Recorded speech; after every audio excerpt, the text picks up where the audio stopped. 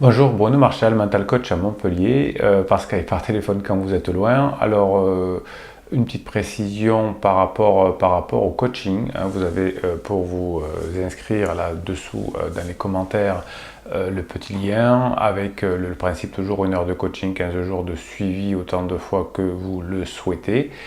Aujourd'hui, on va faire une vidéo sur ce qu'on me demande le plus finalement, c'est comprendre la crise de la quarantaine. Alors là, c'est une vidéo spéciale madame pour comprendre la crise de la quarantaine de son homme et pour éviter de divorcer.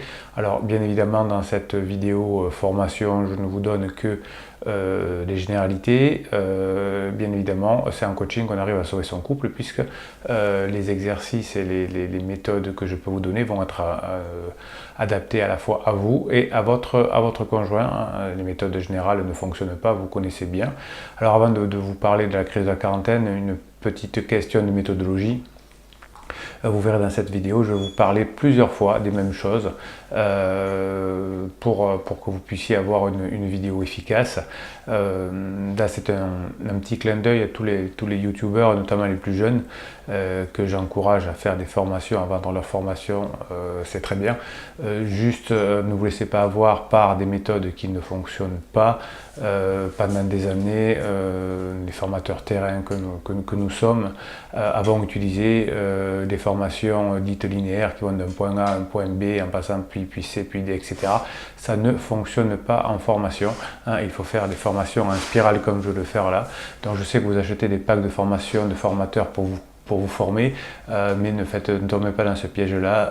C'est sûrement des personnes qui ont manque d'habitude qui vous forment là-dessus. Ça ne fonctionne pas. Voilà, l'aparté est refermé. J'avais envie de le faire et de vous expliquer comment va être cette vidéo, comment va être faite. Donc on va revenir plusieurs fois sur les mêmes choses.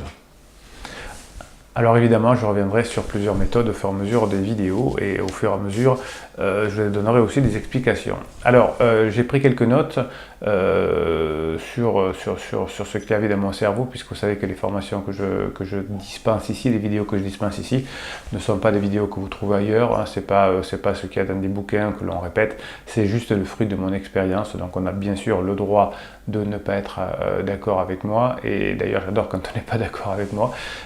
C'est juste le fruit de mon travail de coaching et puis aussi de formateur d'ailleurs depuis 1999. Donc ce n'est que ce que j'ai vécu, ce n'est que des expériences que je vous relate en première main. Voilà, vous en faites ce que vous en voulez, j'espère que ça pourra vous aider dans votre compréhension.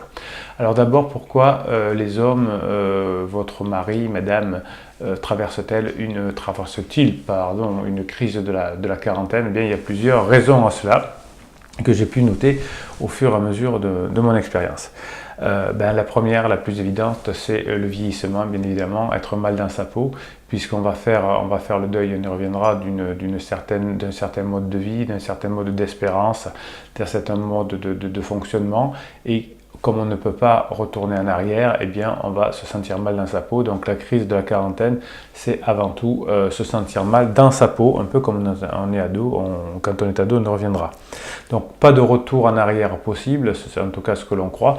Donc c'est parfois soit une fuite en avant, soit par exemple pour les hommes, on va essayer de rencontrer par exemple une femme beaucoup plus jeune que soi pour avoir l'impression d'avoir ce retour en arrière précis, mais ça ne fonctionne pas. Bien évidemment, il n'y a pas de retour en arrière possible et on va se jeter dans une nouvelle forme de vie qui est d'ailleurs assez géniale, mais juste avant de traverser la mer démontée, eh bien, on est stressé et on va faire souffrir ceux qui sont autour de nous.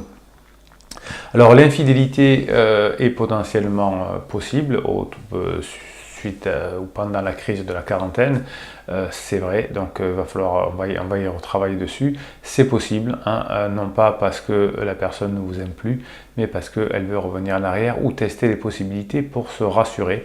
Donc oui, l'infidélité est quelque chose que j'ai longtemps noté depuis 1999 et je vais vous expliquer comment y remédier dans ces vidéos. Est-ce qu'il faut poser un ultimatum lorsque la personne est dans la crise de quarantaine? Soit tu changes, soit on se sépare, soit tu arrêtes l'infidélité, soit on se sépare. Non, ça c'est que mon expérience, mais toutes les femmes qui ont essayé un ultimatum se sont plantées, en tout cas la 90%. La personne est partie et lorsque l'on impose un ultimatum à un homme, on a des conflits importants qui se mettent en place. Et lorsqu'on a ces conflits importants qui se mettent en place, eh bien, il y a des rancœurs qui se font. Et se remettre en couple ensuite, une fois que la crise de la quarantaine est passée et qu'il y a eu de forts conflits, l'un ou l'autre ne veut pas revenir. Et c'est dommage parce que suite à la crise de la quarantaine, après séparation, après un break, eh bien souvent mes clients se remettent en place et ensemble, mais s'il y a eu trop de conflits, s'il y a eu trop de disputes, s'il n'y a pas eu de soutien, eh bien il y a du mal à se remettre en place.